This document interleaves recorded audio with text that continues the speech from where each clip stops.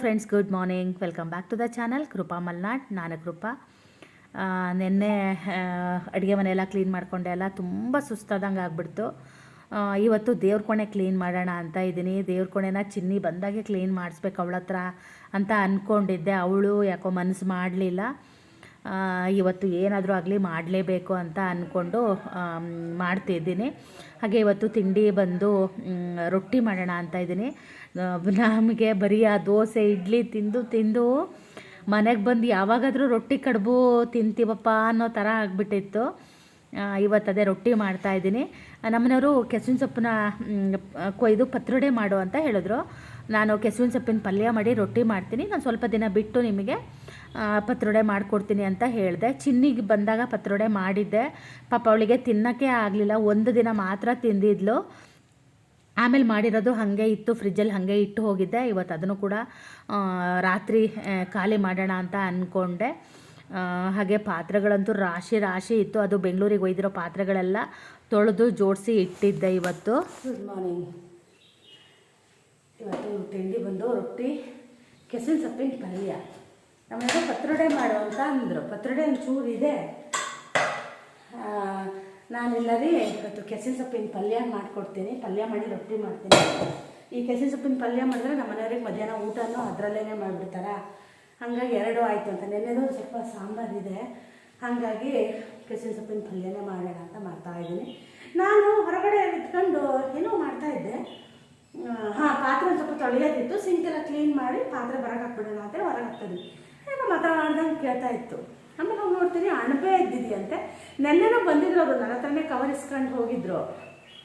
ನನಗೊಂದು 3-4 ವರ್ಷದ ಹಿಂದೆ ಅಣಬೆದು ಹಿಂಗೆ ವಿಡಿಯೋ ಮಾಡಿದ್ನ. ಈ ಕಡೆ ಯಾರೋ ನೋಡಿದವರು, ನಾನು ಗೊತ್ತಲ್ವ ವಿಡಿಯೋ ಹಾಕೋದು ಲೇಟು, ನನ್ನ ವಿಡಿಯೋ ನೋಡಿ ಬಂದಿದ್ದಾರೆ ಅಣಬೆ ಇದೆಯಾ ಅಂತ. ಆಲ್ರೆಡಿ 1 ವಾರ ಆಗೋಗಿತ್ತು ಅವಾಗ. ಇವತ್ತು ಇವ್ರು ನಿನ್ನೆನೂ ಸುಮಾರು ಸಿಕ್ಕಿತ್ತಂತೆ, ಒಂದು ಅರ್ಧ ಕೆಜಿ ಸಿಕ್ಕಿತ್ತಂತೆ.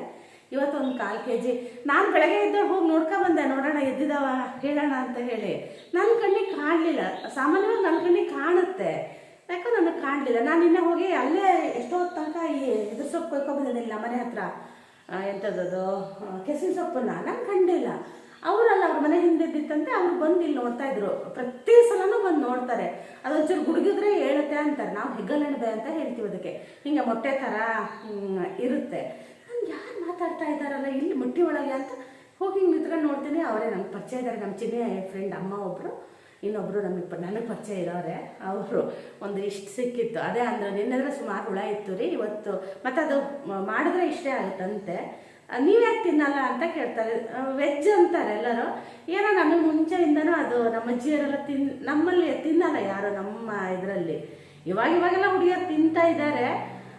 ನನಗೇನೋ ಗೊತ್ತಿಲ್ಲ, ಅದು ಮುಂಚೆಯಿಂದನೂ ನಾನು ತಿಂದಿಲ್ಲಲ್ಲ, ಹಾಗಾಗಿ ನಾನು ತಿನ್ನಲ್ಲ ಅದನ್ನು. ಅವರು ಅದೇ ಅಂತ ಇದ್ರು, ಇದು ಹೆಂಗೆ ನಾನ್ ವೆಜ್ ಆಗುತ್ತೆ ರೀ, ಇದು ವೆಜ್ ಅಲ್ವಾ ಅಂತ ಇದ್ರು. ಮತ್ತು ಮಶ್ರೂಮ್ದು ಇದೆಲ್ಲ ಮಾಡ್ತಾರೆ, ಗೋಬಿ ಥರ ಮಾಡ್ತಾರಲ್ಲ, ಏನೋ ಅಂದ್ರಪ್ಪ ಅವರು.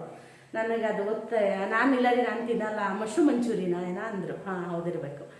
ಅದು ತಿನ್ನಲ್ಲ ರೀ ಅಂದೆ. ನಾನು ಡೆಲ್ಲಿಗೆ ಹೋದಾಗ ಸೂಪಲ್ಲಿ ಹಾಕಿ ಕೊಟ್ಟಿದ್ರಲ್ಲ, ಅದನ್ನು ನಾನು ಕುಡಿದು ಲಾಸ್ಟಿಗೆ ನನಗೊಂಥರ ಆಗಿ ನಾನು ಆಮೇಲೆ ಇವ್ರಿಗೆ ಕೊಟ್ಟೆ. ನನಗೆ ಅದು ನಮ್ಮ ಮನಸ್ಸಿಗೆ ಅದು ಇಷ್ಟ ಇಲ್ಲದೆ, ಅದು ನಮ್ಮ ಮುಂಚೆಯಿಂದನೂ ಒಂಥರ ಬಂದಿರುತ್ತಲ್ಲ, ಹಾಗಾಗಿ.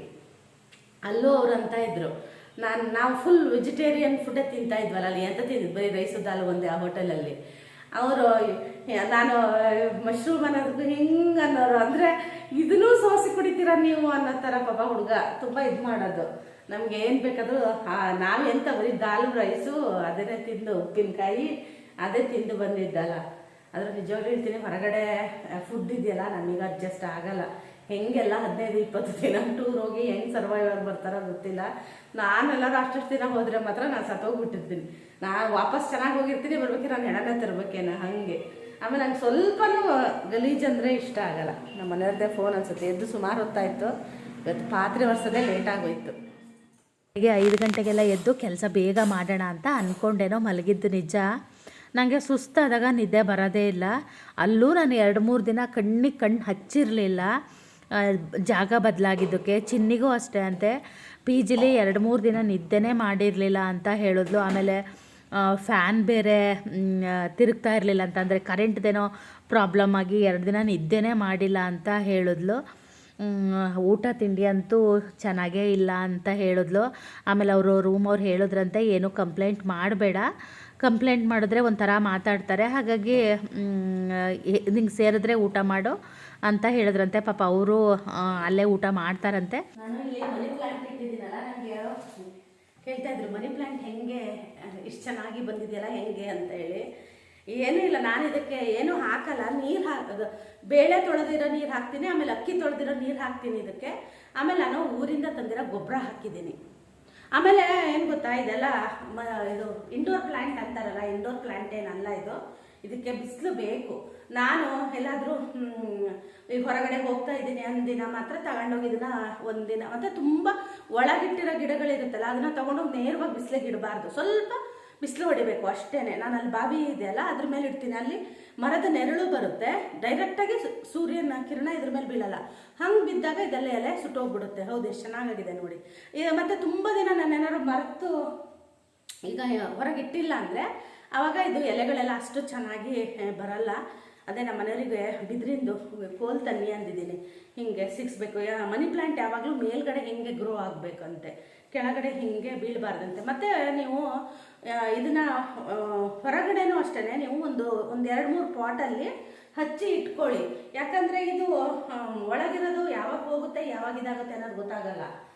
ಹಾಗಾಗಿ ಹೊರಗಡೆನೂ ಇರಬೇಕು. ಇನ್ ಕೇಸು ಇದೇನಾದರೂ ಹಾಳಾಯಿತು ಅಂದರೆ ಅದರಿಂದ ಕಟ್ ಮಾಡಿ ಬಂದು ಹಾಕೋದಕ್ಕೆ. ನಾನು ಬಾವಿ ಕಟ್ಟೆ ಮೇಲೆ ಇಟ್ಟಿದ್ದೀನಿ, ಕೊನೆಗೆ ಆದರೆ ತೋರಿಸ್ತೀನಿ ನೋಡಿ ಎಷ್ಟು ಚೆನ್ನಾಗಾಗಿದೆ ಅಂತ. ನಾನು ಈ ಮಳೆ ಬರುತ್ತಲ್ವ ಆ ಟೈಮಲ್ಲಿ ಕೂಡ ಅಷ್ಟೇ, ರಾತ್ರಿ ಹೊತ್ತು ಹೊರಗಿಡ್ತೀನಿ, ಇಲ್ಲ ಸಂಜೆ ಕಡೆ ಹೊರಗಿಟ್ಟು ನೆಕ್ಸ್ಟ್ ಡೇ ಒಳಗೆ ತರ್ತೀನಿ. ಹಾಗಾಗಿ ಸ್ವಲ್ಪ ಇದು ಚೆನ್ನಾಗಾಗಿದೆ. ಮುಂಚೆ ಇಟ್ಟಿದ್ದು ಅದು ಹಾಳಾಗ್ಬಿಟ್ಟಿತ್ತು. ಈಗ ಅದಕ್ಕೆ ಏನು ಮಾಡ್ತಾ ಇದ್ದೀನಿ ಅಂದರೆ ಒಂದು ಸ್ವಲ್ಪ ದಿನ ಇದನ್ನ ಇಡ್ತೀನಿ ಒಳಗೆ, ಇನ್ನೊಂದು ದಿನ ಅಲ್ಲಿ ಹೊರಗಡೆನೇ ಇಟ್ಟಿರ್ತೀನಿ. ಹೀಗೆ ಬದಲಾಯಿಸ್ತಾ ಇರ್ತೀನಿ, ಆವಾಗ ಚೆನ್ನಾಗಿ ಬರ್ತಾ ಇದೆ. ಹೋಗ್ಬಿಟ್ಟಿತ್ತು ನನ್ನ ಹತ್ರನೂ ಅಷ್ಟೇ. ಈಗ ಅದೇ ಕೆಲವೊಂದು 2 ಪಾಟಲ್ಲಿ ನಟ್ಕೊಂಡಿದ್ದೀನಿ, ಇನ್ನೊಂದು ಸ್ವಲ್ಪ ಪಾಟ್ಗಳು ಮಾಡ್ಕೊಳ್ಳೋಣ ಅಂತ ಇದ್ದೀನಿ. ಒಳಗಿನಕ್ಕೆ ತುಂಬ ಚಂದ, ನೋಡೋಕ್ಕೆ ಚಂದ. ಮನೆ ಒಳಗೆ ಹಸಿರಿದ್ರೆ ನೋಡೋಕ್ಕೆ ಚಂದ, ಆದರೆ ಮೇಂಟೈನ್ ಮಾಡೋದಿದೆಯಲ್ಲ ತುಂಬ ಕಷ್ಟ. ಅದು ಕೆಲವೊಂದ್ಸಲ ನಮಗೆ ಮರ್ತೋಗ್ಬಿಡುತ್ತಲ್ಲ, ಅವಾಗ ಒಳಗೆ ಇದ್ದರೆ ಗಿಡಗಳು ಹೋಗ್ಬಿಡ್ತವೆ. ಹಾಗಾಗಿ ನಾನು ಸುಮಾರೆಲ್ಲ ಗಿಡಗಳನ್ನ ತಕ್ಕೊಂಡ್ಬಿಟ್ಟೆ. ಇವಾಗ ಸ್ವಲ್ಪ ಮೇಂಟೈನ್ ಮಾಡ್ತಾ ಇದ್ದೀನಿ, ಹಾಗಾಗಿ ತುಂಬ ಗಿಡಗಳನ್ನ ಒಳಗಿಟ್ಟಿಲ್ಲ.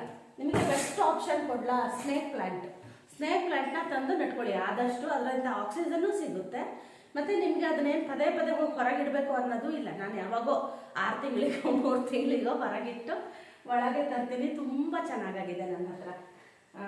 ಕೆಲವೊಂದ್ಸಲ ಅದು ಹೋಗ್ಬಿಡುತ್ತೆ, ಆದರೆ ಅದು ಮೇಂಟೈನ್ ಮಾಡೋದು ಈಸಿ. ನೀರು ಹಾಕಬಾರ್ದು ಅಷ್ಟೇ, ತುಂಬ ಕಮ್ಮಿ ನೀರು ಹಾಕಬೇಕು.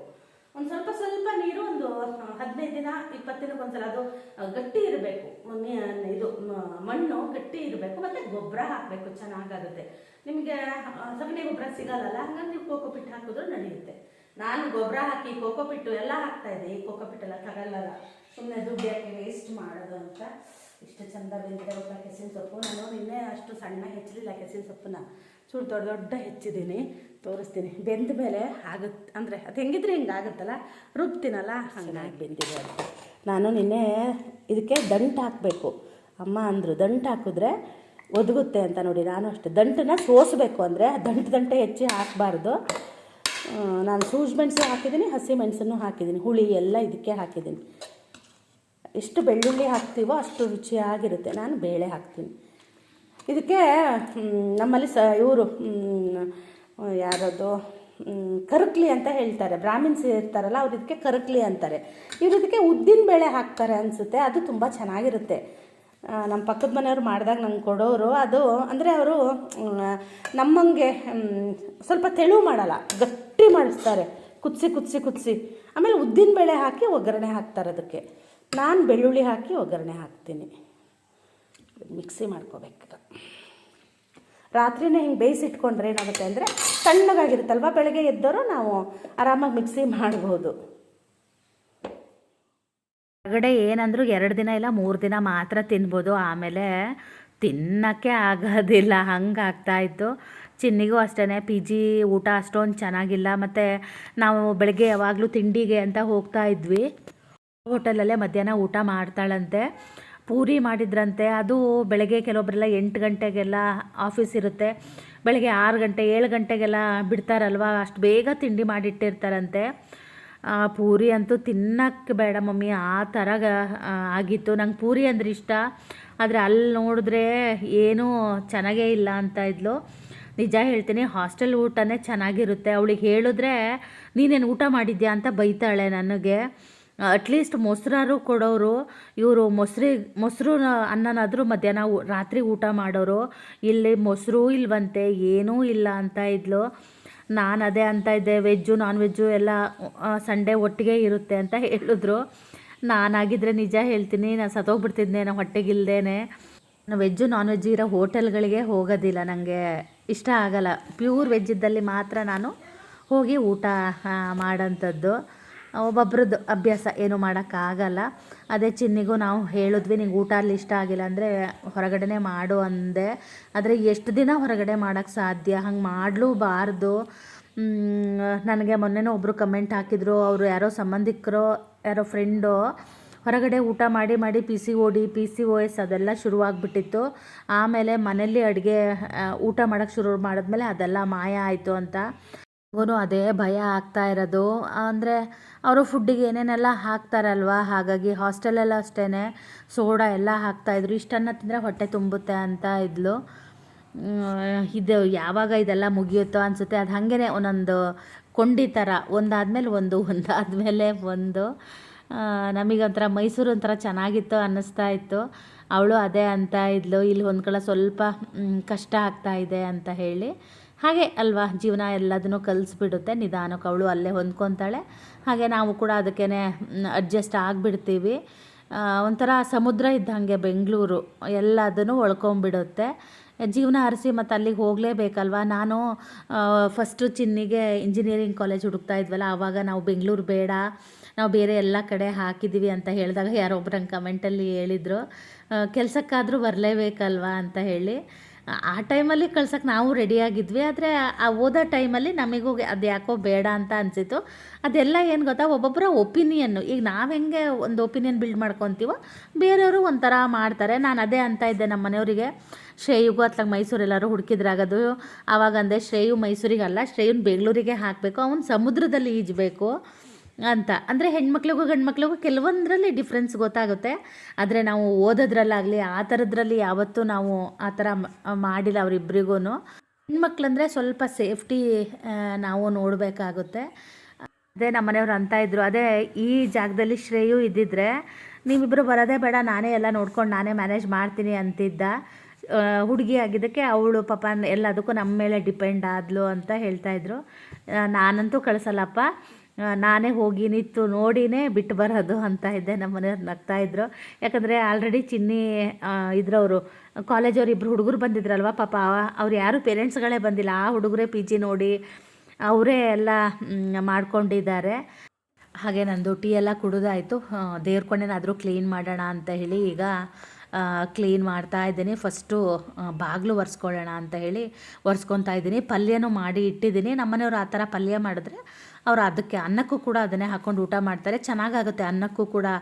ಈಗಂತೂ ಇನ್ನೂ ಚೆನ್ನಾಗಾಗುತ್ತೆ. ಕಡಲೆ ಕೂಡ ಒಂದು ಸ್ವಲ್ಪ ಇತ್ತು, ಅದ್ರದ್ದು ಪಲ್ಯ ಮಾಡೋಣ ಅಂದ್ಕೊಂಡೆ.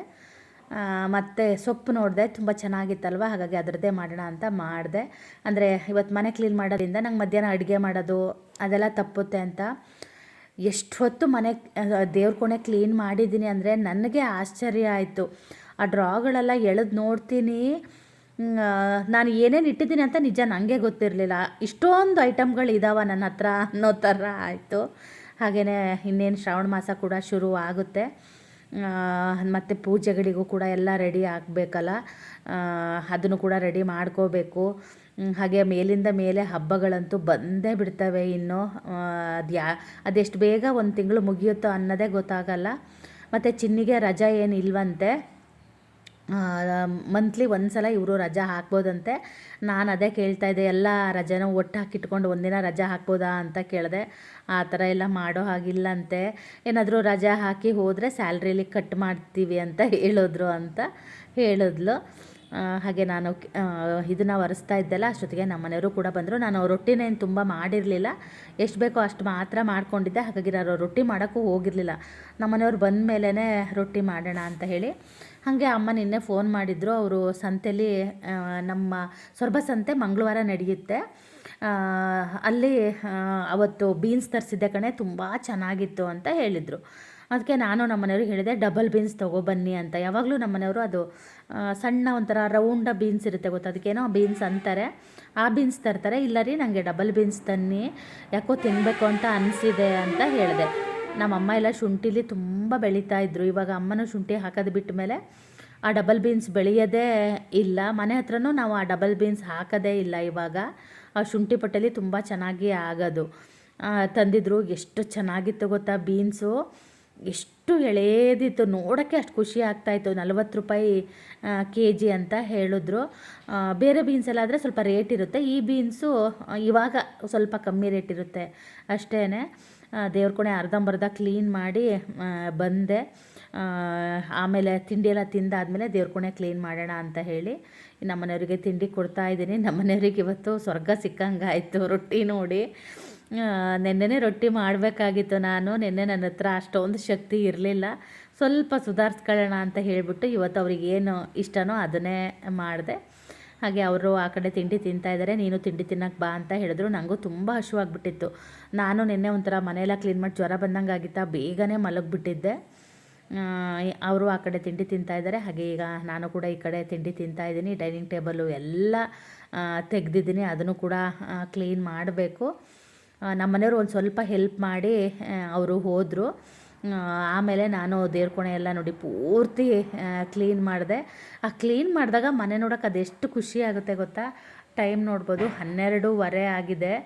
ಏನೋ ನನ್ನ ಕಣ್ಣೇ ಕಾಣ್ತಾ ಇಲ್ಲ, 12:15 ಅನಿಸುತ್ತೆ. ಎಡಿಟಿಂಗ್ ಮಾಡಬೇಕಿದ್ರೆ ನನ್ನ ಕಣ್ಣು ಕಾಣ್ತಾ ಇಲ್ಲ. ಕನ್ನಡಕ ತಗೋಬೇಕು, ಅದು ಯಾವಾಗ ಹೋಗ್ತೀನೋ ಡಾಕ್ಟ್ರ್ ಹತ್ರ ಗೊತ್ತಿಲ್ಲ. ಚಿನ್ನಿನೂ ಮೊನ್ನೆ ಬೈತಾ ಇದ್ಲು, ಏನಾದರೂ ಓದಕ್ಕೆ ಕೊಟ್ಟರೆ ಕಣ್ಣೆಲ್ಲ ಹಿಂಗೆ ಮಾಡಿ ಓದ್ತಾ ಇದ್ದೆ. ತಗೊಂತೀನೋ ಅಥವಾ ಹೀಗೆ ದಿನಗಳ ಕಳಿತೀನೋ ಗೊತ್ತಿಲ್ಲ. 12:15 ಅನಿಸುತ್ತೆ. ಎಲ್ಲ ಕ್ಲೀನಾಗಿ ಮನೆಯೂ ಕೂಡ ಎಲ್ಲ ಕ್ಲೀನ್ ಆಯಿತು. ಬಿಸಿ ಬಿಸಿ ನೀರಲ್ಲಿ ಸ್ನಾನ ಮಾಡಬೇಕು ಅಂತ ಹೇಳಿ ಗೀಝರ್ ಕೂಡ ಆನ್ ಮಾಡಿದ್ದೆ. ಬಿಸಿಲು ಕೂಡ ಬಂದಿತ್ತು, ಮಳೆನೂ ಬರ್ತಾಯಿತ್ತು, ಬಿಸಿಲು ಬಿಡ್ತಾಯಿತ್ತು. ಒಂಥರ ವಿಚಿತ್ರ ವಾತಾವರಣ ಇತ್ತು ಇವತ್ತು. ಅಡುಗೆ ಏನಿಲ್ಲ, ಬಿಸಿ ಬಿಸಿಯಾಗಿ ಅನ್ನ ಒಂದು ಮಾಡಿದೆ. ಅಷ್ಟೊತ್ತಿಗೆ ನಮ್ಮ ಮನೆಯವರು ಕೂಡ ಬಂದರು. ಅವರು ಕಾರ್ ನಿಲ್ಲಿಸಿ ಹಾರ್ನು ಮಾಡಿದ್ರು. ಹಾಗಾಗಿ ಬಾಗಿಲು ತೆಗಿಯೋಕ್ಕೆ ಅಂತ ಹೋದೆ. ಹಾಗೆಯೇ ಇವತ್ತಿನ ವ್ಲಾಗ್ನ ಕೂಡ ನಾನು ಇಲ್ಲಿಗೆ ಮುಗಿಸ್ತಾ ಇದ್ದೀನಿ. ಹಾಗೆ ನಾಳಿನ ವ್ಲಾಗಲ್ಲಿ ಸಿಗ್ತೀನಿ. ಅಲ್ಲಿ ತನಕ ಬಾಯ್.